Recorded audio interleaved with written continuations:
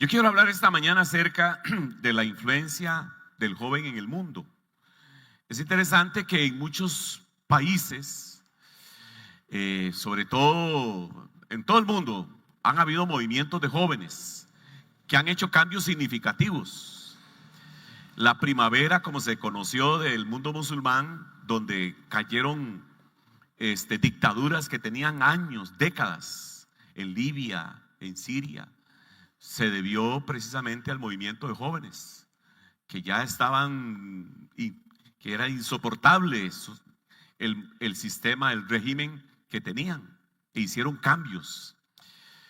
Bueno, muchos países han hecho cambios en sus políticas gracias a la influencia de los jóvenes, como fue en parte la caída del muro de Berlín. Movimiento de jóvenes. O sea, los jóvenes han sido muy importantes en los cambios sociales, políticos que se han dado a través de la historia, en la sociedad, pero también en la obra de Dios. En la obra de Dios, usted puede buscar biografías de personas que hicieron un impacto impresionante en el reino de los cielos, acá en la tierra. Por ejemplo, en las misiones se habla de un señor, Guillermo Carey. Él era un zapatero y desde joven, estoy hablando casi que de adolescente, sintió el llamado por la obra misionera. Y él era zapatero y comenzó desde joven a estudiar porque iba a servir al Señor en la China, acerca de la cultura de la China, de los países y de las culturas que estaban alrededor de la China. Y desde joven, ahí siendo zapatero, aprendió con más de 20 idiomas para servir al Señor en la China. Y era joven. Y se fue a la China, y por eso se le llama a él como el padre de las misiones modernas. Hudson Taylor fue también un misionero que, si usted lee libros relacionados con la obra misionera, los autores van a mencionar siempre a Guillermo Carey y a Hudson Taylor. Hudson Taylor desde joven sintió su llamado misionero y se fue a la India. Tanto el uno como el otro impactaron de una manera impresionante, uno la sociedad china y otro la sociedad de la India, y realizaron acciones misioneras muy, muy significativas.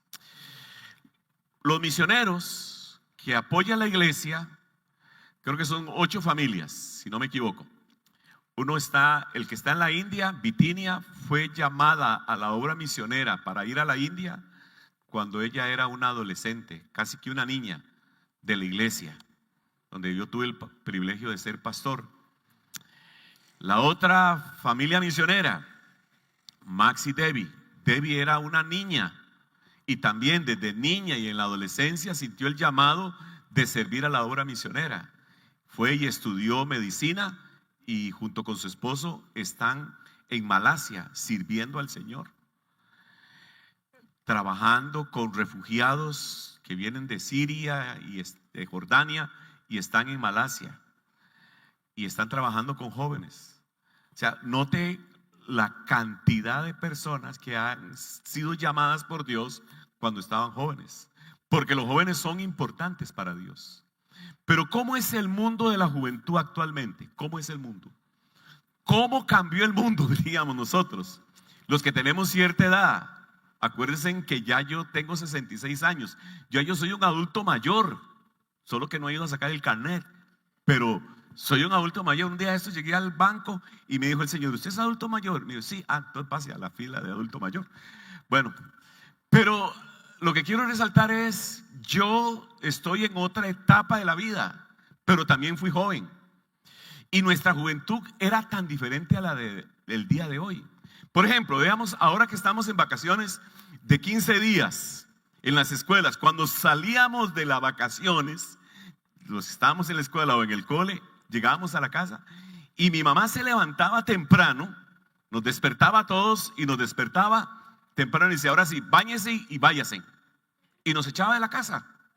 Váyanse a la calle.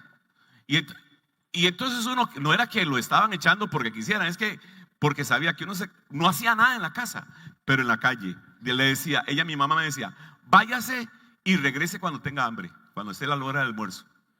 Y después terminaba uno de almorzar, así, váyase otra vez para afuera, no lo quiero ver aquí en la casa. Y lo echaban a uno de la casa. ¿Pero qué iba uno a la calle? Claro, era una calle segura, andábamos en potreros, andábamos en las pozas, jugábamos en la calle. Yo jugaba 4 horas mejenga, eso era lo normal de la época, todos los días. Las muchachas por otro lado jugando de otra cantidad de juegos. ¿Qué mundo más diferente? El mundo más tranquilo, no había tanta depravación, no había tanto depravador tampoco, era diferente. Qué linda era nuestra vida. Jugábamos en los cafetales, andábamos de árbol en árbol, arrancando frutas por un lado y haciendo juegos que se nos ocurriera.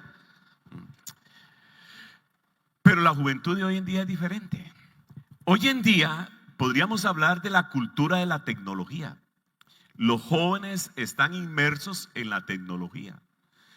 Jamás se le hubiera a uno ocurrido tener un teléfono siendo joven. Pero ahora prácticamente que es normal y natural ver a niños, ver a adolescentes con su celular, con su teléfono inteligente. Se dicen las estadísticas que más o menos un muchacho, un adolescente, dedica entre 4 a 5 horas diarias en su celular. Eso tiene una ventaja, pero también tiene una desventaja, que está inmerso en su celular y no presta mucha atención. Nuestros hijos se encierran en los dormitorios para estar con su celular o en videojuegos, que se dice que un muchacho dedica alrededor de 2 horas a 3 horas en videojuegos.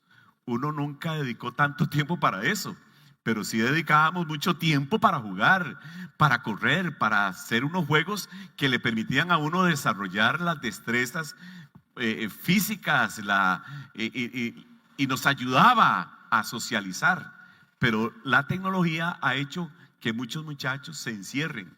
Y usted ve, por ejemplo, yo he llegado a lugares, restaurantes, a lugares así públicos, y usted ve que estamos los adultos hablando y los muchachos con su celular y que ni siquiera le prestan atención a lo que uno está hablando o a lo que uno quiere conversar. Se dice que dentro de este tema de la tecnología, se dice que un 73% de los muchachos a través de la tecnología están viendo pornografía. Y se ha vuelto como muy común para ellos. Entonces por eso es que estamos en un mundo de una tecnología que aporta cosas buenas. Por ejemplo, cuando uno tiene que hacer una tarea, cuando tienen que investigar sobre X asignación que un profesor les dejó en sus clases, muchos van y consultan a las redes sociales para extraer alguna información. Esa es la parte buena, pero está ese otro lado. Por eso es que hay países, creo que si no me equivoco, Suecia o Suiza, uno de ellos, ha prohibido ya en las escuelas sus teléfonos, que los muchachos no lleven teléfonos, porque el problema del teléfono, están absortos en el teléfono que la mente ya no se desarrolla, sus hormonas no trabajan tanto como si lo hacía uno. Uno inventaba juegos, uno era creativo en juegos y uno no se aburría. O sea, hoy en día muchos están encerrados y hacen pocas relaciones, no fomentan relaciones interpersonales. Uno era diferente. Yo recuerdo una vez que me fui a quedar donde unos primos que vivían en ese momento en Cartago y me quedé donde ellos y yo pasé esa semana con nuevos amigos. Llegué, mi primillo me presentó con otros y ya me metieron a su club, a su grupo. Hacía uno muchas relaciones interpersonales. A veces uno con jóvenes no sabe ni de qué hablar, precisamente porque están tan inmersos en la tecnología. Y ese es un problema actualmente. El otro aspecto es la cultura de violencia. Nuestra cultura la cultura de los jóvenes hoy en día es muy agresiva, y cuando hablamos de violencia estamos hablando del problema de la drogadicción. O sea, uno puede hablar de narcotraficantes que son los grandes que se dedican al tráfico de muchos kilos de droga, pero hay lo que se conoce narcomenudeo, que son los que están vendiendo ahí cositas pequeñas para los muchachos y señoritas para que adquieran la droga. Y lo que se ha descubierto es que el narcomenudeo está cerca de los centros de educación, de los colegios, de las universidades, y ahí están vendiendo el narcomenudeo. Y paralelo a eso está el sicariato. Yo tuve la oportunidad de estar en una reunión de pastores unos meses atrás, no hace mucho, en el lado del Atlántico. Estaban pastores de varios lugares de la zona atlántica. Habían unos de Pocora y otros de Línea Vieja, de Guapiles, etc. En la hora del almuerzo me senté a la par de dos pastores, un hombre y una mujer, ella pastora, y me contaron cosas muy tristes. Me dijeron: Marvin, viera cómo está la droga y el narcomenudeo entre los muchachos y cómo están reclutando muchachos para hacer sicariatos. Uno nunca escuchó eso cuando estaba uno joven. Y comenzamos a hablar y dice: vea, fulano de tal, mengano de tal, que asistían a nuestra iglesia, fueron capturados, atraídos por el tema de la droga y también por el dinero, y los convirtieron en sicariatos. Y me hablaba de uno, de cómo que era un muchacho de 18, 19 años, junto con otros mataron a otro, y actualmente dice, y ahora está en la cárcel. Y bueno, y me contó toda su historia. Lo interesante fue que me dijo: ¿sabe cuánto es lo que le pagan a un muchacho por ser sicario y matar a otro? ¿Ha oído usted la cifra? ¿Ha oído usted la cifra? Yo me quedé sorprendido. Dice: le pagan entre 25,000 y 30,000 colones. Y hermanos, ¿qué mundo de juventud nos ha tocado? Estuve después en una reunión de pastores y se levanta uno y me dice: hermanos, yo quiero pedir oración. Y pidió oración por las iglesias y por la situación en Alajuelita. ¿Y a cuánto está Alajuelita de acá? Yo creo que no duraríamos 10 minutos yendo a Alajuelita. Está súper cerca. Y me dice: quiero que oren por Alajuelita. Y dice: porque la situación está muy difícil. Y eso ha salido en los medios de comunicación. Las guerras, dice, no, ya la gente no está yendo a la iglesia en las noches, porque cuando van a la iglesia oyen la cantidad de disparos que van y vienen, y cuando salían de la iglesia o iban a la iglesia encontraban no uno, sino varios muchachos muertos en la calle. Eso es muy triste. Después estuve en otra reunión, precisamente en Alajuelita, en Concepción de Alajuelita, y llegó ese día el párroco de Alajuelita invitando a los pastores a una reunión de mesa de trabajo para ver cómo detenían la violencia que se estaba dando en el cantón de Alajuelita. Bueno, muchos de nosotros a veces, como vivimos en otro mundo, vivimos en, vamos a decirlo, perdónenme la expresión, pero estamos en otra burbuja, no nos damos cuenta de estas situaciones.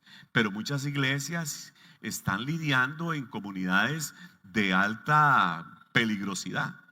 Otro día me encontré otro pastor y yo entendía que el hermano estaba sirviendo al Señor en un centro de rehabilitación. Y me puse a conversar con él y yo felicitándolo porque estaba en un centro, dirigiendo un centro de rehabilitación para personas que tenían adicciones. Me dice: no, Marvin, yo no estoy en algo así. Lo que yo tengo, y me dice, lo que yo tengo es un centro donde yo y otros más buscamos y alcanzamos a sicarios, todos adolescentes y jóvenes. Y entonces los evangelizamos y los motivamos a salir de ese mundo en que están envueltos de violencia, porque se dice que hoy en día hay una gran cantidad de adolescentes que entre 13 y 14 años están usando armas. Bueno, entonces los sacamos, pero ¿qué sucede? Que cuando vienen a los pies de Cristo y quieren abandonar el sicariato y toda esa red que hay de esas estructuras de violencia, dice: El problema es que los persiguen para matarlos. Entonces dice, el centro que yo tengo es para proteger a estos muchachos que están saliendo del sicariato. Y me dice, en este momento tengo en unos lugares secretos como a 3 porque los andan buscando para matarlos, porque se salieron de ese ciclo. Y con lamentación me dice, en todo este tiempo que tengo nos han matado como 4 que estuvieron ahí con ellos. O sea, es un mundo de violencia, de agresividad. El bullying, hermanos, ¿qué es el bullying? El bullying, usted puede ver en los medios de comunicación cómo constantemente pasa noticias en las escuelas, en los colegios. El bullying se trata de insultos que denigran la dignidad de los muchachos, la autoestima, gritos, amenazas, propagación de rumores. Y en un adolescente, en los adolescentes, en los jóvenes, los rumores perniciosos son muy dañinos y sumamente dañinos para el desarrollo saludable de su vida emocional. También se habla de golpes, de pellizcos, de patadas. Hermanos, yo recuerdo cuando estaba en el cole. En el cole uno que otro muchachillo decía, nos vemos a la salida, nos vemos. Y claro, el colegio de nosotros estaba al frente, salía una plaza y ahí salían los muchachos a pelear, pero eso era una que otra trompadilla y inmediatamente había una cantidad de personas que los separábamos. Pero hoy en día no, hoy más bien es como un deleite y incitan alrededor de las personas que están alrededor de los que están peleando, los incitan a seguir peleando. Qué triste es eso. Vivimos entonces en una cultura de una tecnología que por un lado ha hecho bien y sirve para los estudios y sirve para muchas cosas importantes, pero por otro lado el mal manejo ha llevado a muchos a descuidar aspectos sobre la vida. Póngase usted a pensar un momentito en el tema de la drogadicción. Muchos de ustedes que andamos en una edad parecida o tal vez menos que las que yo tengo, cuando uno estaba, qué sé yo, en tercer año del cole, uno le decía a los compañerillos o incluso antes, ¿y usted qué va a hacer? Cuando salga del cole, ¿qué va a estudiar? Y algunos decían, bueno, yo voy a irme por esta carrera, yo voy a estudiar esto, otro. Y habían sueños, ilusiones por aprender una profesión. O algunos decían, no, yo me voy a ir a un colegio técnico para aprender alguna manualidad que les sirvió en la vida. Pero hoy en día, ¿qué es el problema de la drogadicción? El problema de la drogadicción y de todo este tipo de adicciones es que los muchachos salen, abandonan su vida de escolaridad. Y en nuestro medio usted ve que ha crecido y se han hecho esfuerzos en el Ministerio de Educación Pública para detener un poco la deserción. ¿Qué futuro tiene un muchacho que está en la droga y que abandona sus estudios? ¿Qué futuro? Y son los que muchas veces uno encuentra deambulando por las calles y actualmente serían habitantes de calle. Usted ve que la drogadicción también causa violencia doméstica, violencia intrafamiliar, la pérdida de proyectos, de sueños en la vida. Los muchachos necesitan soñar con un futuro y tener metas en el futuro, pero cuando acapara la drogadicción, cuando abrazan la drogadicción, todo eso se fuma. Entonces tienen un futuro incierto. ¿Y qué sucede? Que muchas veces, hermanos, comienzan a tener problemas de ver cómo hurtan un poquito por aquí, asaltan un poquito por allá para ver cómo tienen dinero. Yo he conversado con padres de familia que dicen, vea qué problema, mi hijo, mi hija está en el mundo de la droga y desde que se metió ahí tenemos que andar con cuidado, ver, porque que le quita él, que le quita dice, yo tenía un reloj y me lo quitó para venderlo. Incluso encontré a una persona que me dice, Marvin, ¿sabe qué llegó a hacer mi hijo? Arrancó el inodoro para venderlo y ver qué droga compraba. Eso es un mundo muy difícil que les ha tocado vivir a los jóvenes. Y la otra cosa es la salud mental. Estaba leyendo un artículo, hermanos, sobre la salud mental y dice que Costa Rica está en el 4.º lugar donde los jóvenes están viviendo en una tristeza y una angustia profunda que se incrementó después de la pandemia. En América Latina, Costa Rica es el cuarto país de América Latina donde los jóvenes, un gran porcentaje de jóvenes viven tristes, angustiados. Y la pandemia afectó a toda la sociedad. Pero ¿quiénes fueron más afectados en la pandemia? Los niños y los jóvenes. Fueron los que más golpeó la pandemia. Ahora, nosotros a veces como iglesia y como adultos, como vivimos en otro mundo, estamos en otra burbuja, a veces se nos olvida estas situaciones que está viviendo la juventud. Por eso es que es importantísimo y tenemos que alabar a Dios por los jóvenes que están en nuestras iglesias. Son una bendición, hermano. Y gracias a Dios que las iglesias tienen grupos y movimientos de jóvenes. Y gracias a Dios que nuestra congregación tiene un ministerio conocido como Hechos NASA, que está cumpliendo 20 años y que ha estado trabajando con la juventud. Y seguirá haciéndolo. Y seguiremos apoyándola al movimiento de jóvenes.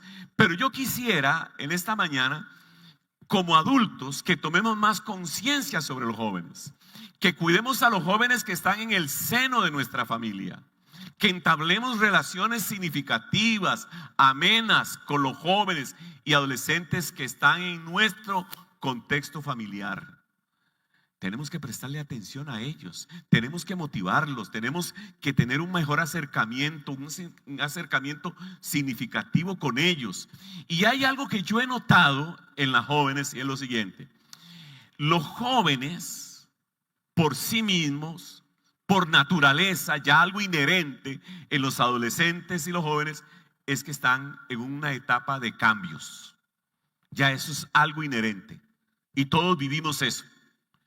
Lo que yo he encontrado es que los padres no cambian y creen que ese adolescente es como el niño, el mismo niño de toda la vida, y no se está dando cuenta que hubo cambios, que hay cambios. Por ejemplo, vamos a un ejemplo tan sencillo como este. Cuando uno tenía a los niños pequeños, uno los traía a la iglesia. Pero cuando ya son adolescentes, usted le dice al adolescente: vamos a la iglesia. Y él pregunta: ¿y por qué? ¿Y para qué? Entonces los padres: es que yo mando, porque yo lo digo, por eso es que tenemos que ir a la iglesia. Ese es el error.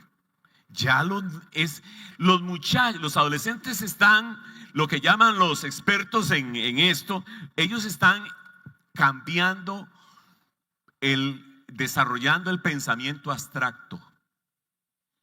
Ya ellos comienzan a pensar y a hacer preguntas. Entonces, esas preguntas que hacen los adolescentes, los adultos debemos de cambiar y no tratarlo como niño, sino que darnos cuenta que están produciendo cambios en su sistema mental, en sus emociones, en sus sentimientos, pero sobre todo en su parte mental. Entonces cuando hacen esas preguntas, uno no debería imponer, sino aprovechar la pregunta para entablar un diálogo. Bueno, porque es importante la iglesia, ¿en qué ayuda la iglesia? Porque hay que leer la Biblia. Entonces entablan diálogos significativos. Hermanos, para mí la mejor etapa que un padre y una madre pueden disfrutar a sus hijos es la adolescencia. Es la mejor etapa. No hay mejor etapa para aprovechar a los adolescentes, a los hijos. Véalo de esta manera: cuando eran niños, uno tenía conversacioncitas de chiquito, mi chiquito, mi quequique, y trataba como el niño. Cuando es adolescente, ya comienza a tener ideas, opiniones, argumentos. Y entonces, en vez de verlo como un niño rebelde o una muchacha rebelde, debemos de verlo como una oportunidad. La mejor etapa que yo tuve con mis hijos fue la adolescencia. Porque conversaba con ellos, salíamos juntos, ya no era aquellos niños, ya eran muchachitos con que uno podía ir a llevarlos a mejenguear y a disfrutar y tener conversaciones más significativas.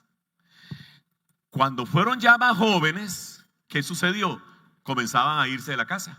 Papi, entonces uno hacía planes para salir con los muchachos. No, es que yo tengo que salir con. Entonces fue la adolescencia mi mejor tiempo para estrechar vínculos con mis hijos. Ya después se casan y ya ahora es otro tipo de relación, pero el mejor tiempo es la adolescencia. Y muchos padres de familia han estado perdiendo ese tiempo y han convertido la relación familiar y la relación con el adolescente en un dimes y diretes, en una tensión. Es la mejor etapa. Lo que pasa es que los adultos no cambiamos. Mentalmente hay que cambiar. Bueno, no soy experto en esto de la juventud, pero sí he observado estas cosas y las apliqué en mi vida cuando mis hijos estaban en la adolescencia, y me acordé de un pasaje de la Biblia que me gustó mucho. Ese pasaje dice: la adolescencia y la juventud son pasajeras. En eso está en Eclesiastés capítulo número 12. La adolescencia y la juventud son pasajeras. Eso me hizo pensar, y perdónenme que me ponga de ejemplo de este testimonio, pero eso me hizo pensar, mira, es pasajera, entonces pasémosla bien. Esa fue mi deducción de ese pasaje. Si la adolescencia y la juventud es algo que pasa rápido, entonces pasemos la pura vida. Y eso me lo propuse con mis hijos y gracias a Dios me fue bien. Estreché los vínculos con ellos. Mi relación con mis hijos se fortaleció porque ya no eran niños, ahora eran adolescentes, pensantes, analíticos, que me corregían, que me llamaban la atención. Dicho sea de paso, mis peores, lo digo positivamente, pero mis peores, no sé si usar la palabra peores, pero déjenme para terminar la idea. Mis peores críticos de mi predicación fueron mis hijos en esa etapa. Papi, pero ¿cómo se le ocurrió decir esto? Claro, me lo decían en una manera muy bonita, por cierto. No, me lo decían y mira, tienen razón. Entonces me hacían crítica, me hacían observación y aprovechaba para entablar diálogos y conversaciones con ellos. Qué linda es la adolescencia, hermanos. La iglesia tiene que seguir trabajando con adolescentes y jóvenes. No hay opción. Y yo le agradezco tanto a Dios que esta iglesia ha sido generosa. Cuando los muchachos han necesitado soporte económico para ir a un campamento o a una proyección que ellos tienen, ustedes han sido generosos. Bueno, me alargué un poquito en esto porque yo quiero desarrollar el capítulo número 1 de Daniel, pero me quedan pocos minutos. Déjenme mencionar algo rápido de Daniel. El mundo en que Daniel vivió, Daniel era un joven. El mundo que él vivió es parecido al de la época. Era un mundo de terror, de violencia, de agresividad, de idolatría. Tome en cuenta lo siguiente: la idolatría no era simplemente que llegaban y prendían una velita a un ídolo.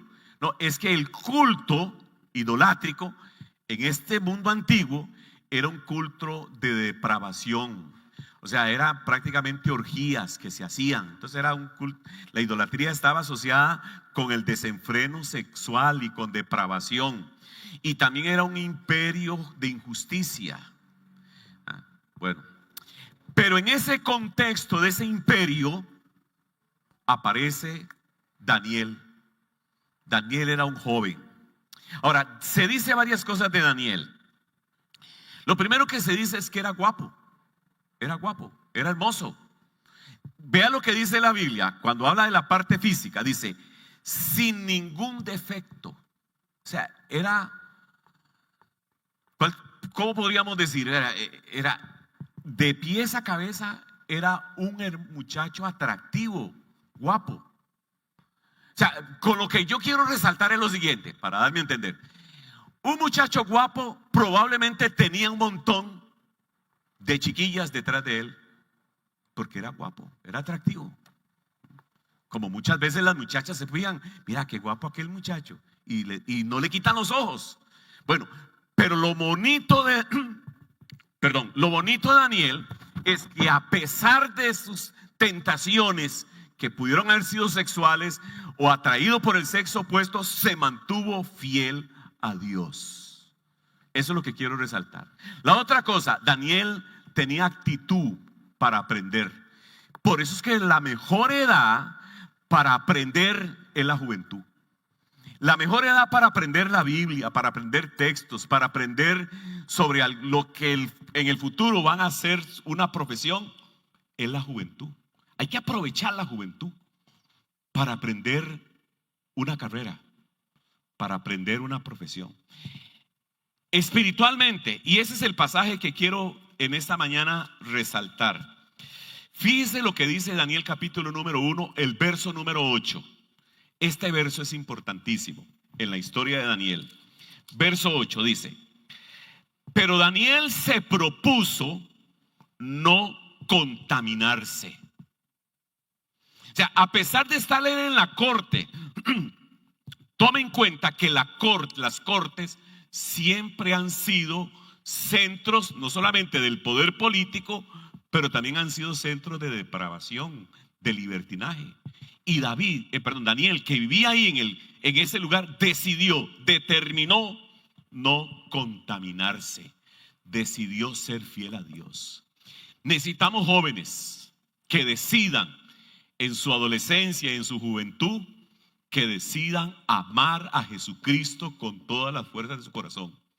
Necesitamos jóvenes comprometidos con Jesucristo, con el evangelio, con la misión, y que decidan vivir una vida transparente. Y es posible, sí es posible.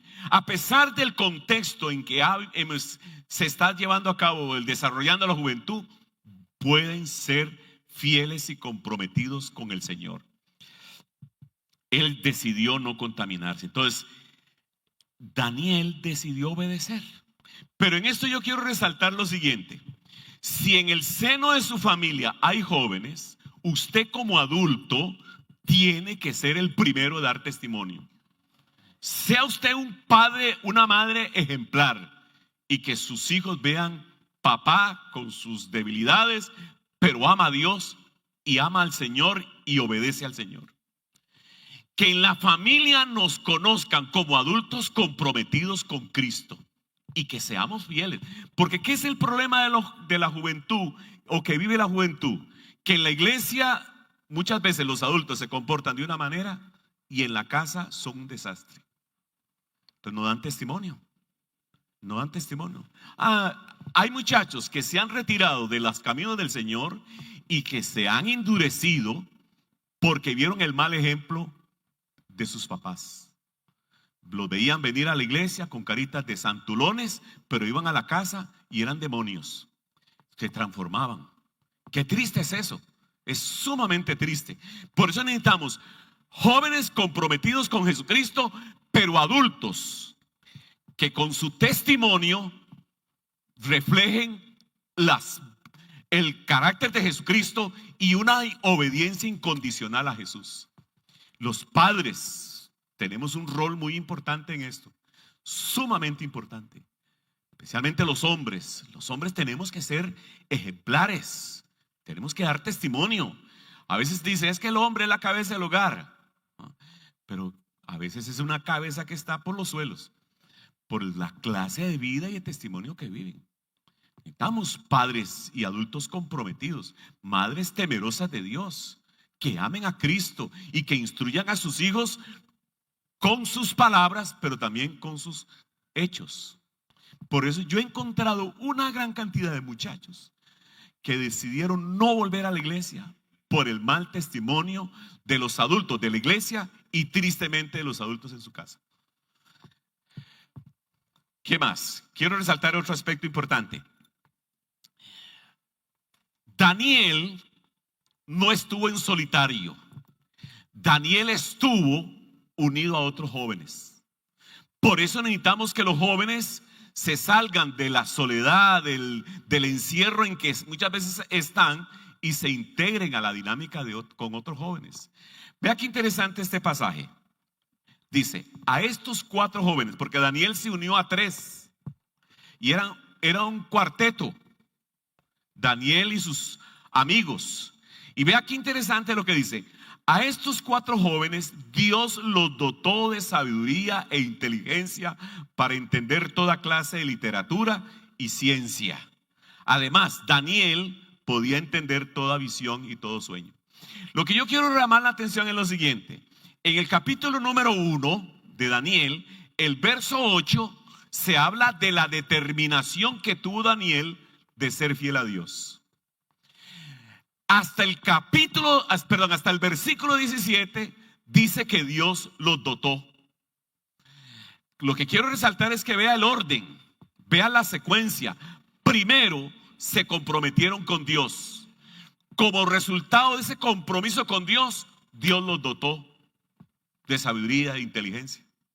O sea, primero se entregaron a Dios. Es lo que, para hacer una aplicación, primero se comprometieron con Jesucristo y le dijeron: Jesús, quiero serte fiel.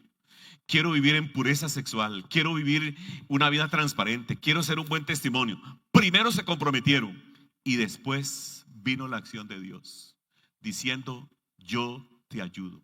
Primero se comprometieron por servir al Señor y entonces el Señor dice: ahora que te estás comprometiendo, te doy estas capacidades y estas habilidades. Primero se consagra uno a Cristo y Dios le da los recursos y las habilidades. Pero no es a la inversa. La entrega a Jesús. Necesitamos jóvenes que se entreguen a Jesús. Pero también repito lo que dije: y adultos que sean testimonio para sus hijos y que resplandezcan con su testimonio en sus casas. Ahora bien, algo que quiero resaltar es lo siguiente. Voy a ponerme a mí, yo mismo como ejemplo. Yo el próximo 5 de agosto cumplo 66 años. Ya soy un adulto mayor. Un joven de 18 y Marvin de 66, ¿qué abismo hay? Hay un abismo. Podemos hablar, podemos vivir, podemos ser ticos y tener la cultura tica, pero realmente hay un abismo. Yo no puedo ganar un joven, no tengo la habilidad de tener una manera más entendible para ganar a un joven. ¿Quiénes pueden ganar jóvenes? Otro joven. Una de las cosas que me ha gustado de Hechos NASA es que hay una gran cantidad de muchachos y señoritas que asisten a los jóvenes que fueron traídos por otros jóvenes. Qué lindo es ver jóvenes fieles a Dios alcanzando a otros para Jesucristo. Y se convierten en instrumentos de Dios. Necesitamos alcanzar más jóvenes, pero lo que necesitamos es jóvenes fieles a Dios que cambien, que sean transformados por el poder de Cristo y que Dios los use. Dios quiere usar jóvenes y Dios quiere usar los jóvenes de nuestra iglesia. Yo hago una pregunta: ¿quiénes de los que están aquí conocieron a Jesucristo siendo jóvenes? Adolescentes, levanten la mano para varios. Yo lo conocí cuando iba a cumplir 15 años. ¿Por qué estoy hoy en los caminos del Señor? Porque en la juventud me alcanzaron para Cristo. Porque es más fácil alcanzar personas para Cristo en la niñez, en la adolescencia y en la juventud. Pero cuando se es adulto cuesta más convencer a una persona. Bueno, eso lo hace el Espíritu Santo, pero cuesta más. Porque el adulto tiene argumentos, tiene mañas, tiene vicios, tiene costumbres muy difíciles, muy arraigadas. Pero qué diferente el joven. El joven es como una espuma, como una esponja. Absorbe lo que se le enseña. Por eso es que dentro de la iglesia necesitamos tener discipulados y enseñanzas para jóvenes. Y tenemos que invertir en la juventud. Y usted en su casa, en su familia, invierta tiempo en instruir a los jóvenes en el camino del Señor. Hermanos, Dios ama a los jóvenes y Dios quiere usar jóvenes. Me siento muy contento y agradecido con Dios por estos 20 años de Hechos NASA. Pero qué lindos son los hogares donde los padres, tíos, abuelos dan testimonio de Jesucristo y mantienen un testimonio que inspira a los muchachos. Y aún los muchachos que están en nuestra familia, que se han distanciado un poquito del Señor, pero siguen viendo la fidelidad de papá y mamá, ellos van a volver a los pies de Cristo por el testimonio. Padres y madres de familia, demos testimonio a los jóvenes en nuestras familias. Demos testimonio de una vida comprometida con Cristo, de una vida que refleja el carácter de Cristo y una vida que ama a Dios con todo el corazón. Y que Dios bendiga a los jóvenes de nuestra iglesia. Quiero terminar con una nota positiva. Este panorama que mencioné al principio es tenue, es desagradable, pero también vi unas estadísticas muy lindas donde se dice que la juventud, un 49% asisten y están en movimientos en la Iglesia Católica, y un 41% de los jóvenes están inmersos e integrados en iglesias evangélicas. O sea, Dios todavía tiene jóvenes y alcanza jóvenes porque Dios ama a los jóvenes. Y en la Biblia encontramos que Dios escogió jóvenes. Daniel era un joven que vimos hoy. David era un joven. José era un joven. Jeremías era un niño. Y tanto confía Dios en los jóvenes que escogió a dos jóvenes, a una muchacha y a un muchacho, ella llamada María y él llamado José, que eran jóvenes. Ella tenía unos 15 y él unos 17, y les entregó a su amado hijo. Se los entregó a un par de jóvenes para que lo cuidaran y lo protegieran, y lo hicieron excelentemente bien. Dios ama a los jóvenes. Dios bendiga a los jóvenes de nuestra iglesia, y que Dios siga levantando jóvenes en el seno de nuestras familias, comprometidas con Jesucristo para que lo amen y le sirvan, y que la juventud de nuestra iglesia siga creciendo aún más e impactando más personas para la gloria y la honra del Señor. Pongámonos de pie, hermanos, y oramos al Señor. Muchas gracias, Señor, por los jóvenes que tenemos en nuestra familia. Los amamos, Señor. Amamos a los jóvenes de nuestro hogar, nuestros hijos. Amamos a nuestros nietos que son jóvenes. Amamos, Señor, a nuestros primos, sobrinos que son jóvenes. Y amamos a los jóvenes de la iglesia. Y te rogamos, Señor, que tú bendiga la juventud de nuestro país. Y que los jóvenes de nuestras iglesias sean instrumentos tuyos para alcanzar a otros para Cristo. Y a nosotros los adultos, ayúdanos a ser testimonio para los jóvenes. Te lo rogamos en el nombre de Jesús. Amén y amén.